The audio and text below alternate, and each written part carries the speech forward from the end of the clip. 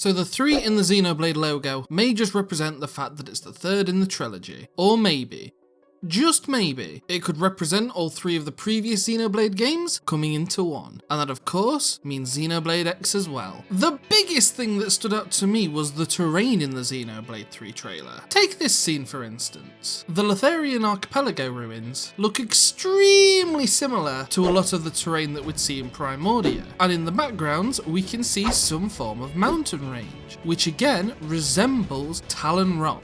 Not satisfied with just that though? How about this scene? The ravine in the background behind Tyon is again very similar to the huge ravine that we have in Oblivia. There's also this clip with all of the floating rocks around, which again are very prevalent in a different part of Oblivia. I could keep going on, but I think the point has been made. And don't get me wrong, there are a lot of locations in Xenoblade X that we haven't yet seen, but this was only the first trailer. Some of the flora in the trailer look similar to some of the plant life that we can see in Noctilum, although at the same time it also resembles this location on the Bionis shoulder. But this could be an early version of Noctilum, before the whole area was overtaken by the plant life. And going back to the flying Mechon city, we've speculated for years that these rings appear to be from the Mechonis, even though it was destroyed in the battle against the Bionis. But what if these rings are actually ruins of this city, and it at some point in the story comes crashing down? I think it's safe to say that there are a lot of possibilities and a lot of connections between these 2 games, and it will only be a matter of time until these theories prove to be true or false. But big spoiler warnings for Xenoblade Chronicles X from this point onwards. If you haven't played Xenoblade X yet or are worried about spoilers, I recommend clicking off now.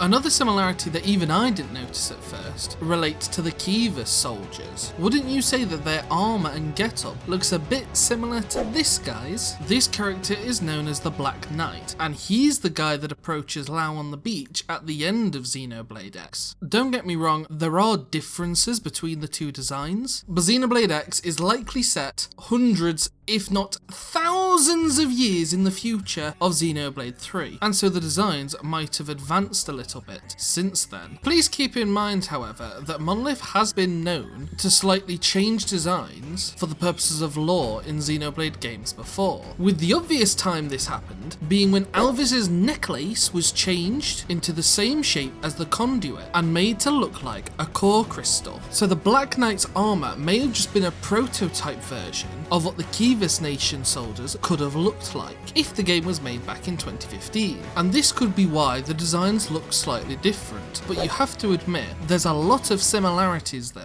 And speaking of, this doesn't mean he's part of the Kivas Nation, as he simply could just be wearing the same armour, or it could be using it as some form of disguise. We just don't know at the moment. But it would be hella cool if one of Xenoblade X's biggest mysteries was answered in this game. So how would all this look on the Xenoblade timeline? Well, I have a theory about just that, but keep in mind this is just a theory. If the remaining peoples of Xenoblade Chronicles 1 can build the mighty Kivas Nation and the ridiculously huge Mechon weapons that they seem to have that fire freaking giant lasers and giant floating cities in only around 100 years, which we calculated in this video, then chances are in 1,000 years they more than likely would have been able to travel out into space and form the Samarian Federation that controls 6 million light years worth of space spanning multiple galaxies. Now this would likely require the collective effort of both the Kivas and Agnes nations, which I personally think will by the end of the game have fused into one nation known as Samar. And with the technology of the Hyentia, the Machina and the Blades, I believe they would have what it takes to conquer the stars. Ionios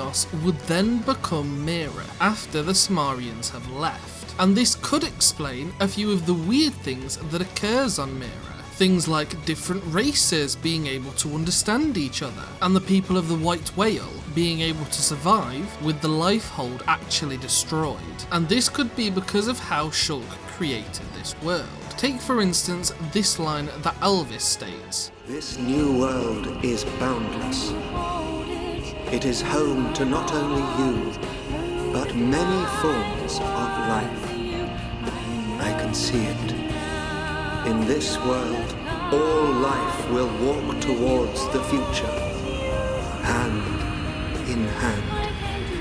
Well, it would be very hard to do that if all those different peoples didn't speak the same language. And so whilst on Mira, these races likely have all of the words translated for them so they can do exactly that. As for why everyone's still alive, maybe because they are the descendants of the Samarian people? Honestly, as you can probably tell, there's a lot of holes in this theory. And you likely have your own ones, and they're probably different to mine. But we have so little information at the moment that we won't really know which direction Monolith wants to take the story until likely the game comes out. But feel free to leave your own theories in the comments down below. But it might not stop there. Xenoblade Chronicles X 2 might also be affected by the events that occur in Xenoblade 3. If there is indeed a connection between the two titles, then it's very likely that this will be emphasised in the sequel.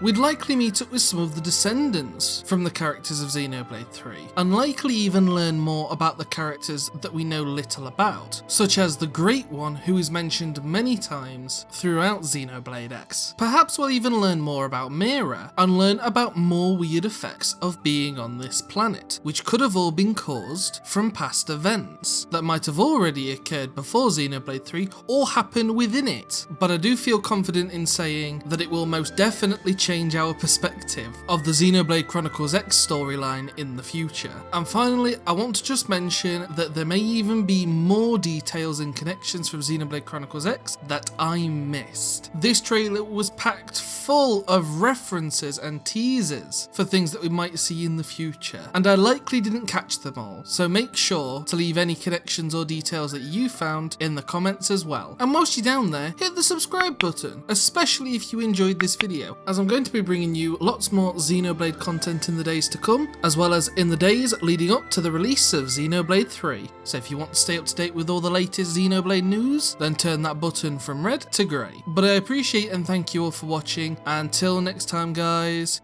peace.